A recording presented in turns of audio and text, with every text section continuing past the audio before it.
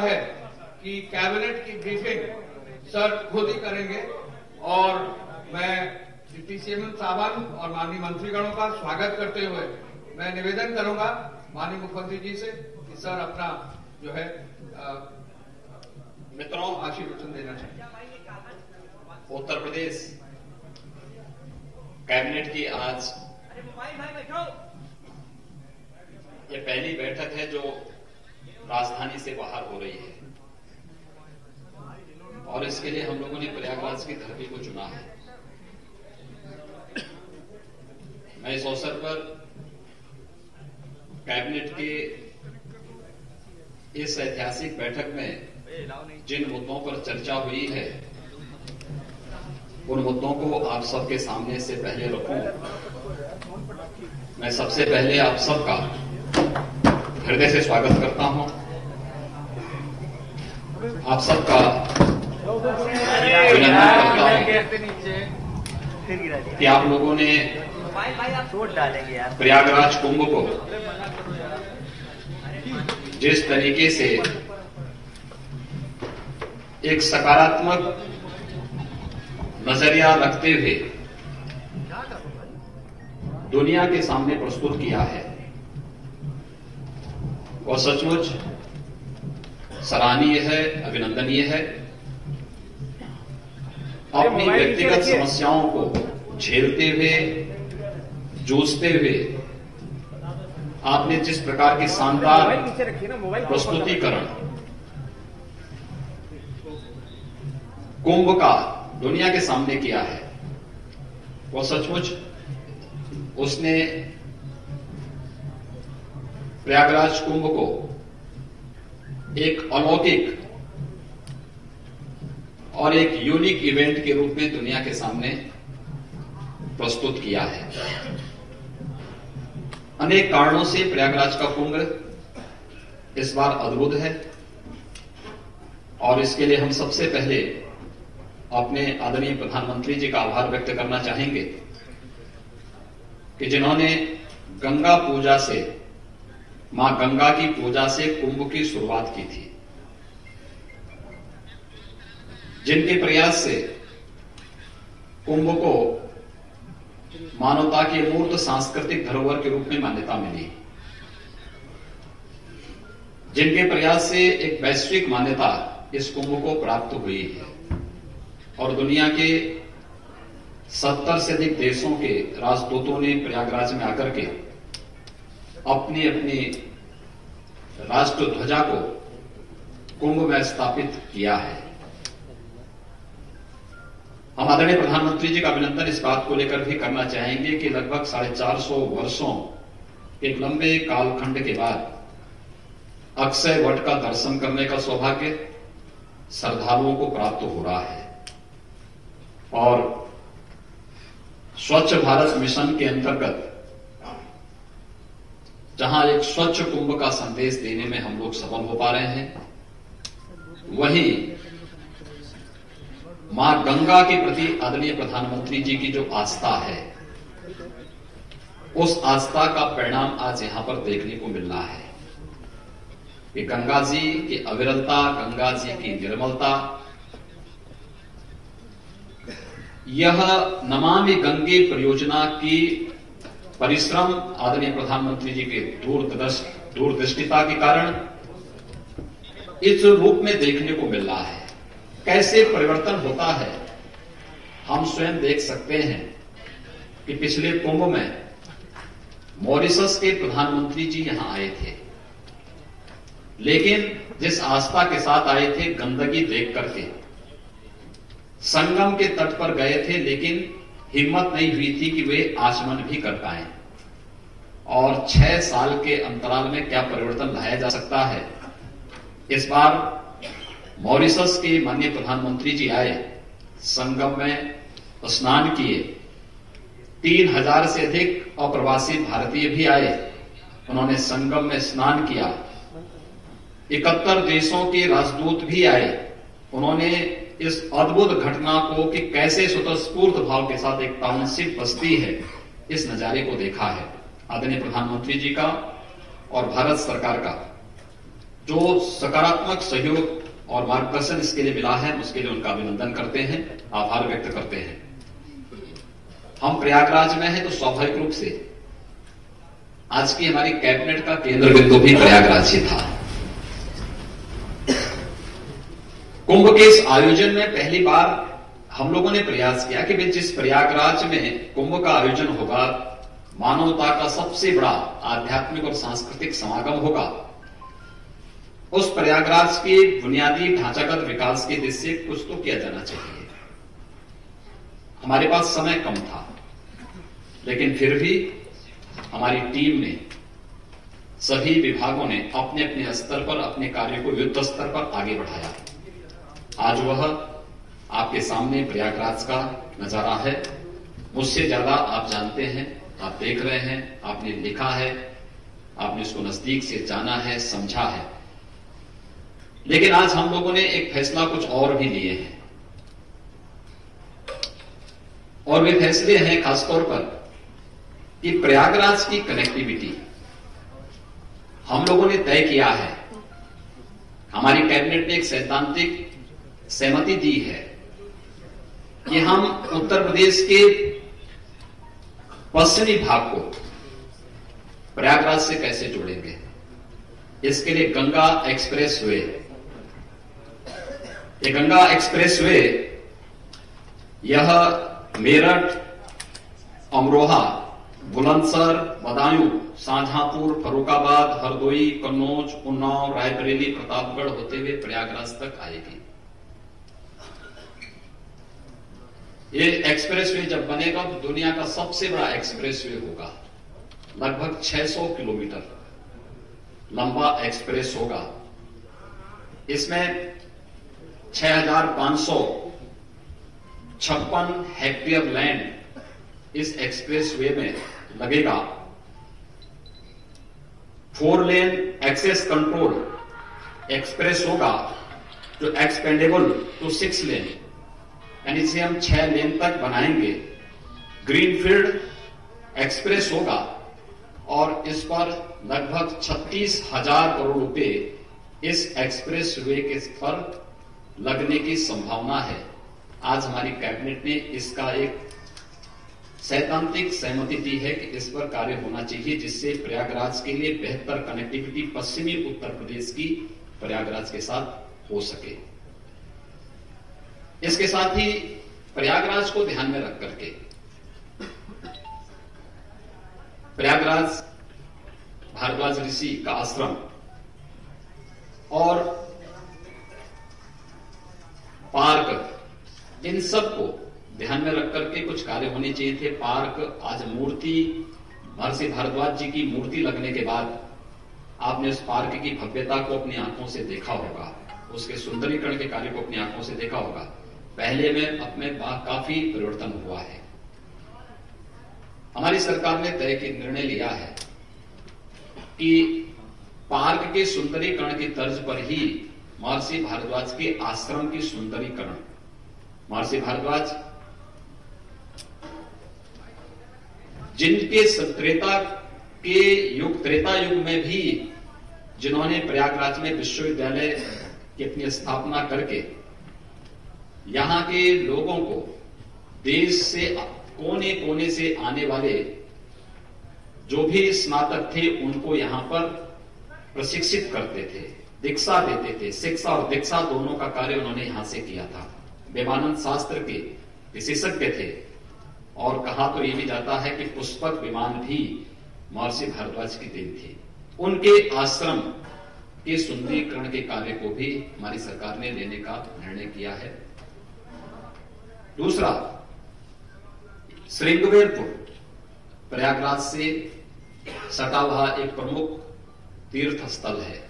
इसको विकसित करने के लिए वर्तमान में हमारे यहां पर कुछ परियोजनाएं पर्यटन विभाग की चल रही हैं। महर्षि श्रृंगी और माता शांता से जुड़ा हुआ क्षेत्र और निषाद राज गोहियर की वह प्रमुख स्थली श्रृंगवेरपुर के सुंदरीकरण के विकास को ध्यान में रख करके वहां पे निषाद राज पहले महर्षि श्रृंगी और माता शांता के आश्रम, उसका सुंदरीकरण, वहां पर अन्य कैसे हम एक ऐसा स्वरूप दे सकें, इसके बारे में कार्य योजना, साथ साथ निषाद राज का पार्क और उनकी मूर्ति जो मर्यादा पुरुषोत्तम भगवान श्री राम के साथ उनके मिलन का साक्षी बन सके, लोगों को उस दृश्य को उसके आम जन के सामने, श्रद्धालुओं के सामने प्रस्तुत कर सके, इस दृष्टि से कैबिनेट ने इसके लिए अपनी प्रस्ताव की सहमति दी है। तीसरा, इस देश के अंदर वैदिक संस्कृत से लौकिक संस्कृत में और पूरी दुनिया के अंदर मर्यादा पुरुषोत्तम भगवान श्री राम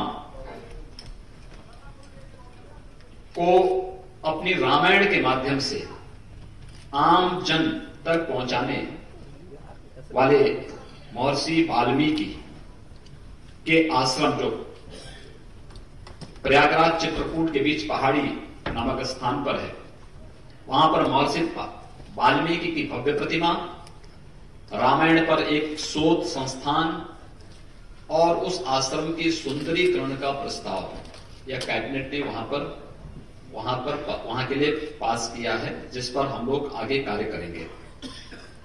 इसके अलावा हम लोगों ने कुछ अन्य मुद्दों पर भी यहां पर अपने विचारों को यहां पर कैबिनेट ने कुछ मुद्दे और पास किए हैं, जिसमें खासतौर पर एक प्रदेश के अंदर यह धर्म की नगरी है, आस्था की नगरी है। हम सब जानते हैं कि धर्म का एक कार्य सेवा भी है। हमारी कैबिनेट ने पिछले दिनों एक प्रस्ताव पारित किया था कि बहुत सारे लोग ऐसे हैं जो वन्य ग्रामों में रहते हैं या समाज के अंतिम पायदान पर बैठा हुआ वो व्यक्ति जो हैंड टू माउथ था, जैसे मुसहर जाति से जुड़े हुए लोग, कोल, थारू जनजाति, इन सबको हमने 100% आवास से आच्छादित करने का एक लक्ष्य रखा था। उस पर प्रधानमंत्री आवास योजना से छूटे हुए जो लोग थे उनको मुख्यमंत्री आवास योजना उनके लिए अलग से चलाई थी। आज हमारी कैबिनेट ने एक प्रस्ताव और पारित किया कि बहुत सारे ऐसे कुष्ठ रोगी हैं जिनकी संख्या अब तक हम लोगों ने जो प्रदेश के अंदर दी 3791 ऐसे कुष्ठ रोगी थे जिनके पास अपना आवास नहीं था। आज हमारी कैबिनेट ने पास किया कि मुख्यमंत्री आवास योजना में ये 3791 कुष्ठ रोगियों को भी हम लोग एक एक आवास उपलब्ध कराएंगे, जिससे वह व्यक्ति भी शासन की योजनाओं को प्राप्त कर सके, और यह भी आज हमने पास किया है। इसके अलावा बुंदेलखंड एक्सप्रेसवे, बुंदेलखंड के विकास के लिए, आप सब जानते हैं कि बुंदेलखंड के विकास के प्रति आदरणीय प्रधानमंत्री जी ने उत्तर प्रदेश में डिफेंस मैन्युफैक्चरिंग कॉरिडोर की जो घोषणा की, उसका केंद्र बिंदु बुंदेलखंड बनने जा रहा है। हम बुंदेलखंड एक्सप्रेसवे को भी आज हम लोगों ने अपनी सहमति दी है, और इस सहमति के साथ बुंदेलखंड एक्सप्रेसवे की आगे की प्रक्रिया प्रारंभ हो सके। यह लगभग 296 किलोमीटर यह लंबा एक्सप्रेसवे है, जिस पर 8,864 करोड़ रुपए खर्च होंगे। 3,641 हेक्टेयर लैंड की आवश्यकता इसके लिए पड़ेगी। हमारी लैंड एक्विजिशन की कार्रवाई वहां प्रारंभ हो चुकी है। इसके लिए हम लोगों ने आज अपनी कैबिनेट ने इसको अपनी सहमति दी है कि आगे की प्रक्रिया इसको तेज किया जाए, जिससे समय पर एक्सप्रेसवे बन सके और बुंदेलखंड को एक बेहतर कनेक्टिविटी के माध्यम से विकास की प्रक्रिया के साथ हम जोड़ सकें। पूर्वांचल एक्सप्रेसवे का गोरखपुर लिंक यह लगभग 91 किलोमीटर का है। यह आजमगढ़ और अम्बेडकर नगर की सीमा से यह लिंक जाएगा। 5,555 करोड़ रुपए की लागत से यह लिंक पूर्वांचल एक्सप्रेसवे का, जिस पर कार्य युद्ध स्तर पर वर्तमान में हमारा चल रहा है, इस पर भी कैबिनेट ने अपनी सहमति दी है। इसके अलावा किसानों से जुड़ी हुई जो मंडी समितियां हैं, किसानों की आय को दोगुना करने और साथ ही साथ कृषि उपज मंडी समितियों में किसानों का प्रतिनिधित्व हो, इसके लिए हम लोगों ने उसके जनतांत्रिकरण की प्रक्रिया को आगे बढ़ाने का निर्णय भी लिया है, जिसमें मंडी समिति के सभापति और उस उपसभापति के रूप में जो रजिस्टर्ड किसान होगा, वे किसान ही उसमें सभापति और उपसभापति के रूप में चुने जा सके। यह भी निर्णय आज हमारी सरकार ने यहां पर, कैबिनेट ने यहां पर इस निर्णय भी यहां पर लिया है। साथ ही साथ SGPCI लखनऊ, वहां से जुड़ा हुआ एक महत्वपूर्ण मुद्दा था। SGPCI की एम्स की समकक्षता है, तो ये पहले से व्यवस्था है कि जो एम्स में जो सुविधाएं वहां के चिकित्सकों को और गैर चिकित्सकों को मिलता है, वही सुविधा SGPCI मिलेगी। कैबिनेट ने उसको अपनी सहमति इस बार भी दी है। इसके अलावा हम लोगों ने दो अन्य महत्वपूर्ण प्रस्तावों पर चर्चा की है। एक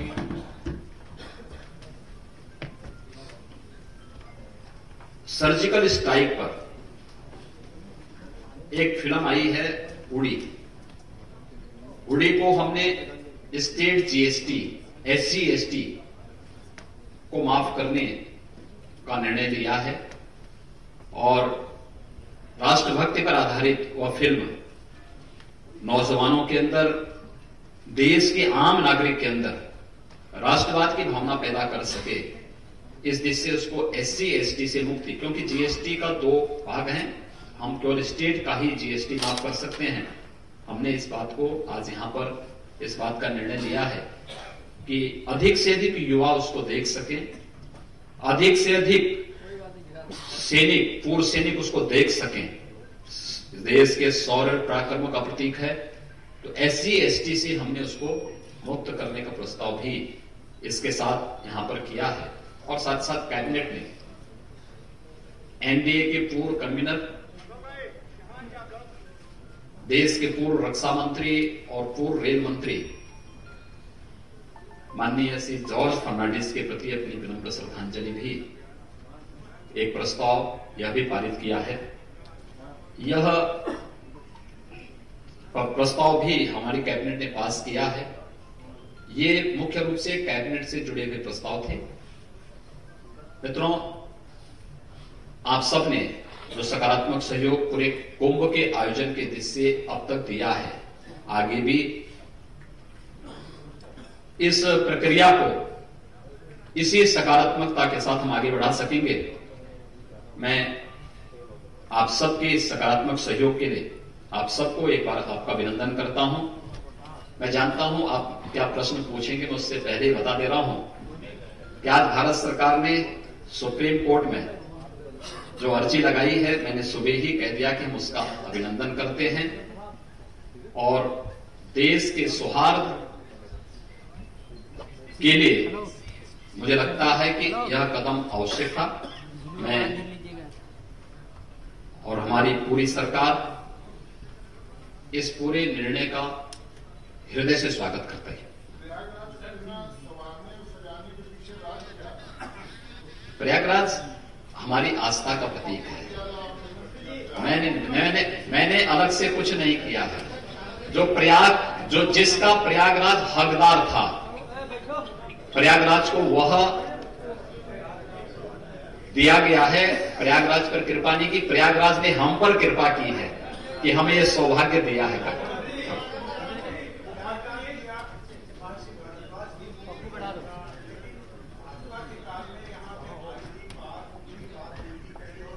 ये सब चल रही ना परियोजनाएं, ये सब चल रही, कोई रुकी नहीं है।